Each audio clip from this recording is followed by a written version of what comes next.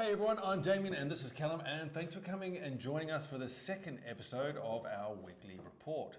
Obviously we're going to go through the similar format. We're going to sort of talk a little bit about new listings and some listings that have obviously gone unconditional. And at the end of the show, we're going to talk with India. Now, we mentioned this last time, didn't we? So yep. There's some changes taking place or are afoot on the 1st of October. So India's just going to run through a couple of these questions and how it affects you landlords. So look, stick around and we'll get her on. Hey buddy, how are you? Good, how are you? Sweet mate, sweet. That's been a good week. And I'll tell you what, today, hot man, it's like summer's coming, isn't it? Definitely. Hence the colourful shirt. Yeah, you got your summer shirt on. Exactly. No, it's been a good week. I tell you what, man, I went and saw that new Top Gun movie, Maverick. It's pretty good, hey? Awesome. Yeah. A lot more action than the first one. Yeah, look, I mean, I grew up with the first one. You know, that when I was, around about your age, it came out, and it was wicked. But like the technology was, I guess, a lot of green screen action. So like when they were in the planes and stuff, like, it was a green screen. This, like, they are actually in the planes, and they're, the real deal. Yeah. And what's also interesting is that they had obviously mounted in the cockpit, so the cameras, so like all those young actors were operating the cameras as well while they were flying. So, they're there like pulling 7Gs or whatever, and they're like, press record. Yeah.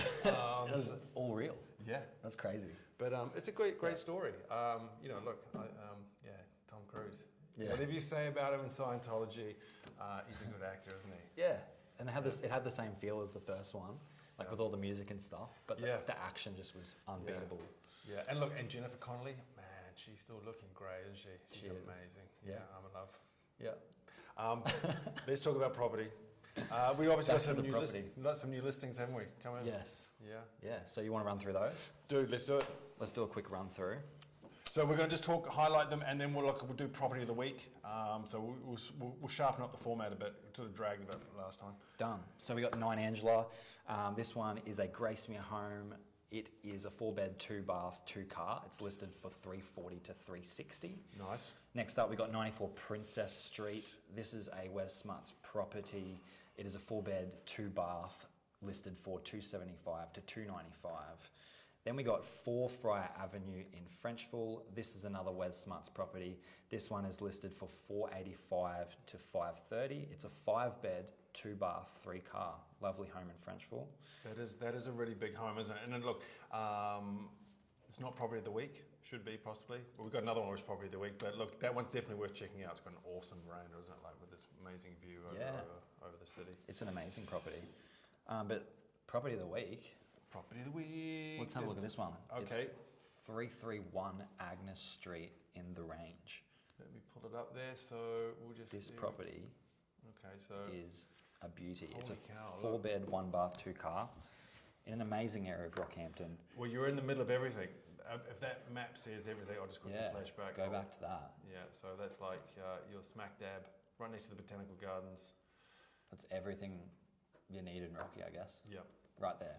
So 4-bed, 1-bath, 2-car. Yeah, and it's a stunning home. It's got those nice classic features about it. Once again, an amazing deck. This is a 1930s cottage, I think, isn't it? Style. Yes. Yep. That kind of style. So it's been like very tastefully sort of maintained and renovated, hasn't it? So like it's a lot of original features there with the wood paneling. Yeah. That timber floor is pretty neat as well. It is. Yeah, I really like it. I like how they keep the classic features, like those stained glass windows in the bathroom and stuff like that. Really keeps its style, as well as it's got that nice pool in the backyard. Yep. Looks like fairly good sized rooms. Yeah. Now this is all sitting on, is it 1 layer or is it 2? It's 1, I think, isn't it? There's the pool. Looks pretty big. Yeah, it's a big spot. Definitely check this one out. This one's listed for $600 to $650. Mm-hmm. Quite a bit of interest in this property. Okay. When's the open on that? Have you had an open today, or it'll be next Saturday? Next Saturday. First open next Saturday. If anyone's interested, definitely come along to that. What's that date then? Is that the 17th? That'll be the 17th. We don't have a time yet, but we'll obviously keep you updated when we know. Okay. Shall we have a quick look at the floor plan there, just quickly? Obviously, that's a massive residence. So what's the size of the block there, buddy? Let me just. 900? It is 1,108 square meters. So it's a corner lot as well. So you've got plenty of space on this block. Yep. As you can see from the floor plan. Yeah, okay. Look, there's plenty of room there. Lots of big al fresco area. So there's like a secondary sort of a studio space, obviously off to the left there. So okay, so it's Kinda like a little granny flat type of thing. Okay. That's really cool. You know, that's a nice addition to the house. So it's 4 bedrooms in the main house, and then obviously you've got this separate studio. So yeah, okay. Yeah. So That's good because I mean, look, we've got a lot of more than one generation under one roof nowadays, isn't it? You know, so that Italian living. yeah, this is it. Well, Europeans know how to do it, eh? And look, it's definitely something to think about. Okay, I like that one. That's Cool. pretty. Should we look at the video or Let's check out the video. All right, check out I'll the video? Give everyone a little quick bit of a flick squeeze back. at This what will we're be dealing with. this will be Mr. Brandon again. Check him in, coming up.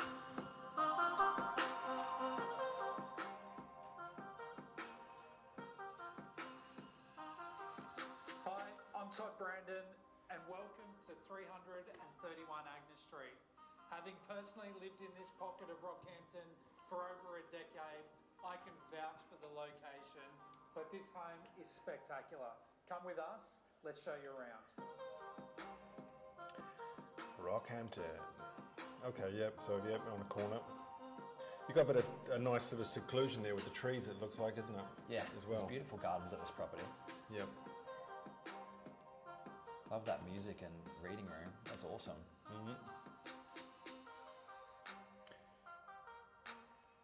Kitchen's been well appointed, isn't it? Like sort of. The owners have done a wonderful job turning this house into a home. When you consider the light-filled spaces that are breezy and open, and they show off the indoor and outdoor spaces that you have. But what I love most is looking out these windows and seeing the beautiful gardens and green trees. Well said, Todd. It is bloody beautiful, hey? He was looking good in that light there as well, wasn't he? Yeah. It was doing him some good favour. Definitely. Looking good, Todd. Look at that pool.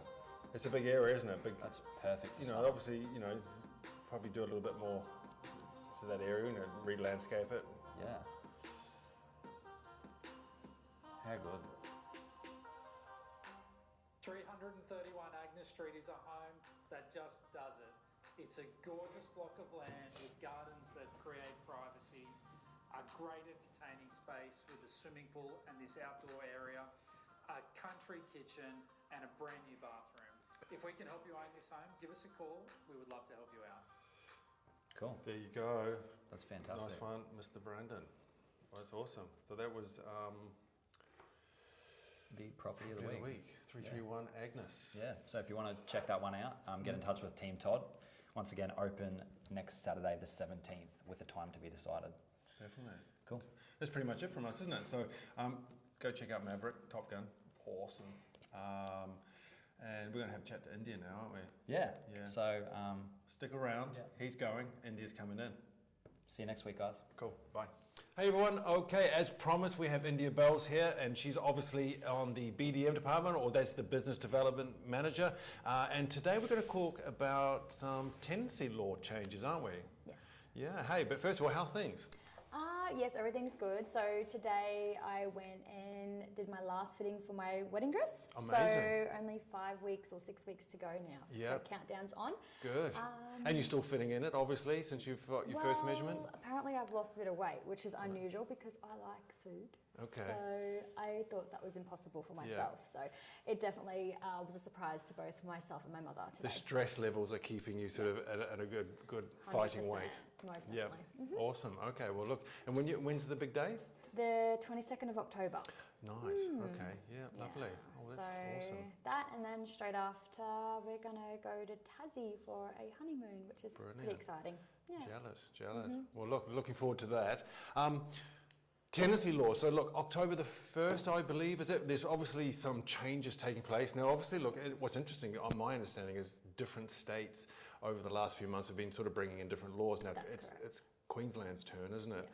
So there's obviously a number of changes or number of new sort of laws outlined, and I guess we'll probably touch on those maybe on the next episode or two. Yeah, 100%. But there's a couple points we wanted to talk about, wasn't there? Most definitely. So, two things I usually get asked by a lot of owners are pets. So that's one topic we'll talk about today. Is just where owners stand with the pet situations, and where they stand and where their approvals are at. So, and another one were in regards to evictions. So notice to leaves and where owners stand in regards to how they feel about a particular tenant and what the legislations are around. Both important things to understand, I guess, isn't it? Like my understanding was that you couldn't really have a pet. Well, I mean, it was obviously at the discretion of the owner. I mean, like if you're living in an apartment building, like, you know, most of them have a bylaw that says, look, you know, we don't want pets unless they're pugs or poodles or something to that amount.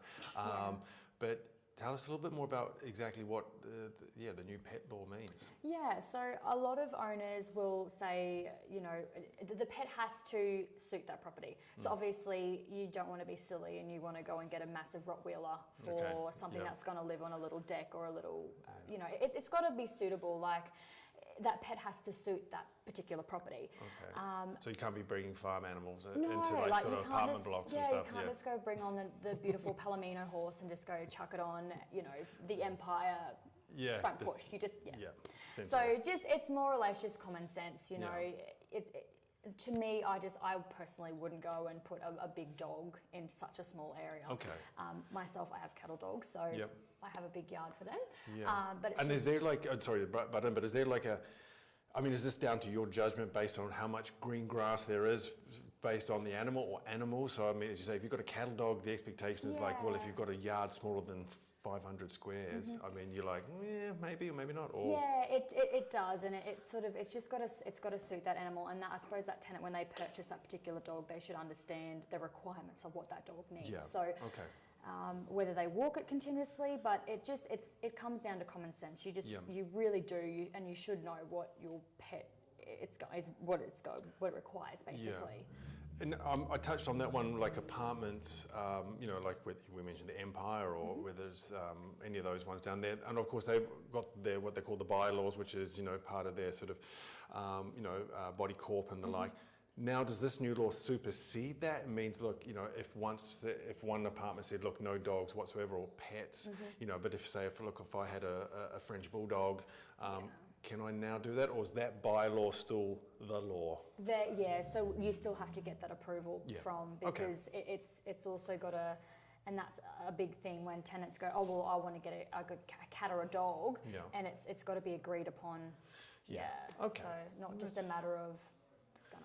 And that's fair enough, I guess, because I mean, obviously there's a concern about damages as well, isn't it? I think that's the other part, and I don't know how historically that's worked, but I appreciate, you know, from a landlord's point of view, if now you're, you know, I guess pretty much carte blanche giving permissions, you know, I'm sure there'll be extreme examples, as you say, where you won't let dogs and so on, but most will be okay. But let's say the dog, you know, scratches the floor or you know, chews a hole in the wall. I mean, what goes down there then? So there's a difference between tenant wear and tear and as well as pet damage. So that's when our girls will obviously be able to go in and indicate to say, look, that is pet damage, and that will be an indication with their bond. And if that exceeds that limit, that's then when obviously it can go to court. Or we working with the owners and say to the owners, okay, we'll go out, get quotes, we'll get things organised, and this is how much it's going to. This is the damage that's been made, and what's going to money wise to replace that. And we will work in with those tenants and say, hey, look, it's X amount of money. Will you go onto a payment plan with this owner, or are you happy to pay that out in full because you did make that damage? Okay, good. So there are different plays, like you know, when owners just think, oh, right, my house is a write-off. Exactly. You know, where do I stand? Oh, I've got no authority over anything at the moment, but there are still procedures in play as what they were prior to the 1st of October. And I guess there is, as you say, there's still that initial, you know, taking on the tenant with the pet. There's that discretionary sort of like, well, I don't think the pet's right, but I guess, you know, the hope is if it's a small toy dog, well, actually they can be pretty sort of full on, can't they? I was going to say, some of the bigger dogs can be quite relaxed and things. Those little things are just like ferocious and scrambling everywhere. Okay, but look, that's definitely changing, obviously. So yeah, pretty much pets are coming in whether you like it or not, within reason. The other major point is evicting a tenant. Yes. So notice to leave.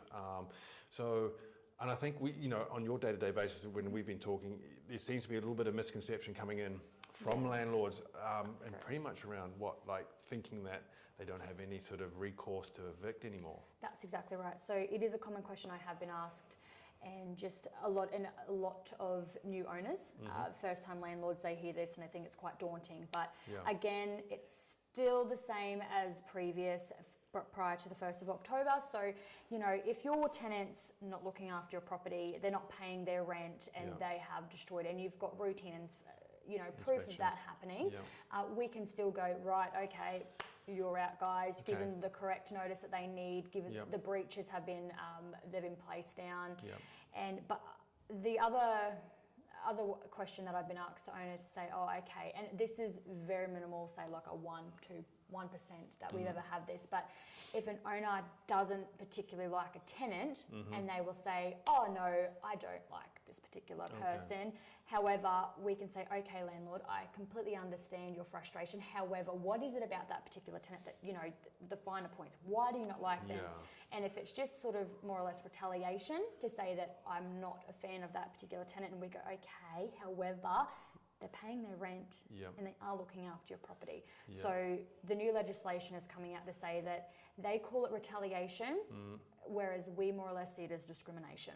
Okay, so as you say, this is something that's been enacted, the Act Against Retaliation, which is just, discriminating someone based on their personal lifestyle. That's exactly right. Whether it's, what they do for a living, their outlook, their demeanour, their personality, whatever it is. And I mean, and that makes sense. I mean, look, obviously, as you say, there hasn't really been any sort of cases of note while you've been under tenure here. But obviously there's been a concern, otherwise I wouldn't bring this in, I would suspect. That's but as exactly I say, right. retaliation is a weird word, but I think you're right, discrimination. Yeah. But as you say, basically, you've got a good tenant, they pay their bills, and they keep in their house proud. They're awesome, but if they're a bit crappy and they don't pay on time and they more or less slowly destroy the house, you still have the same procedure to get them out. Obviously going through those sort of, that route of... Most definitely. Okay. And that's when we will just basically liaise with the owners and say, look, the previous inspection really wasn't the best, and we're going to breach those tenants. And if they haven't followed the steps that we've guided them through to say, hey, look, we're gonna give you a breach if we come back in 7 days' time and you haven't amended or anything, you haven't fixed or haven't at least given us an indication on when a plaster is going to come through, or that's when we go, okay, well, we're going to start giving you notices to chip off. That's exactly right. Okay, well, awesome. Well, that's good. I mean, look, those are two major points, aren't they? There's possibility we may talk more maybe next time or in another week or two. There's obviously, there's a whole catalogue of changes, aren't there? I mean, some of them like these ones, a lot of people have sort of said, hey, look, there's been uncertainty about it, particularly the notice to evict. And look, I've just read some of the documents, that there is a few more which... some of them aren't really great topics to talk about, but look, they are very important to those sort of people that are unfortunately involved in these scenarios. So look, I think, we might get you on at the next time and then maybe touch on a couple of other points. And look, obviously, if anyone's got any questions or are you still unsure about any of this, obviously India's on the other end of the telephone. Just reach out. Obviously, she's happy to sort of give you an understanding. And I think this is very much a forum where we just want to give you the information. Now, it's not really a prophecy of doom and gloom. It's just like, we just want to, just so you're aware of, what's going on. Just an FYI kind of thing, just awesome. So everybody's up to date with what's happening. And I mean, it's not far now. So I suppose we just want a lot of our landlords or soon-to-be landlords to be aware of what's happening. And I mean, the news can say something, it can be completely opposite, or it's not as bad as what it may seem. So we just want our owners to know that, don't freak out. There are still, business as usual. Everything, cool. And our girls, they know what to look out for, and they'll do the best they can do to make sure. Nice. Well, thanks for coming along today. No worries. Thank you. Cool. We'll see you soon. Thanks. Cool.